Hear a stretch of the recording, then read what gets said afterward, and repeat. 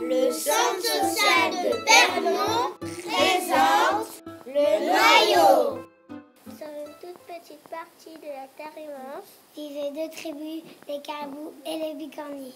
La frontière qui séparait leurs deux pays existait depuis si longtemps que chacun la croyait aussi vieille que le monde. Les deux tribus vécurent ainsi en paix jusqu'au jour où survint un incident inattendu. Quelque chose d'étrange venait en effet de tomber exactement sur leur frontière. Béguet, Bigornis et Carabous s'interrogèrent. D'où provenait cet objet incongru? Les Carabous commencèrent à l'étudier de près. Les deux tribus en arrivaient à la même conclusion. L'objet mystérieux était un noyau de cerise. Seulement, le noyau était tombé près de la frontière. Le chef Carabou Et le chef Bicornis décidèrent tous les deux de faire la guerre. pour récupérer le noyau. Des deux côtés de la frontière, on prépare à l'attaque. Les Carabous et les Bicornis préparaient beaucoup d'armes. Des haches, des boucliers, des épées, des catapultes. Les savants les plus intelligents élaborèrent des plans de guerre.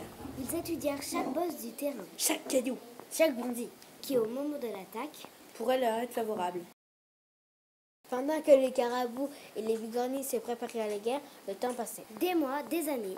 Des générations s'étaient succédées et personne depuis longtemps ne pensait plus au noyau de cerise.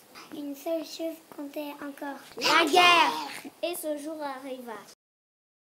Lentement, les deux armées se mirent en marche. Bigornis d'un côté, Carabou de l'autre. quelques centimètres les séparaient à peine, lorsque soudain, Ils remarquèrent au même moment une chose étrange. Le noyau oublié s'était transformé. il avait pris racine juste sur la frontière. Il était devenu un arbre. On saurait dire qu'il faisait plein de noyaux. Alors, à quoi bon se battre? Les deux tribus eurent beau réfléchir, Elles ne trouvèrent plus la moindre raison de se faire la guerre. Elles pouvaient partager cet arbre fabuleux. Il y avait des noyaux pour tout le monde.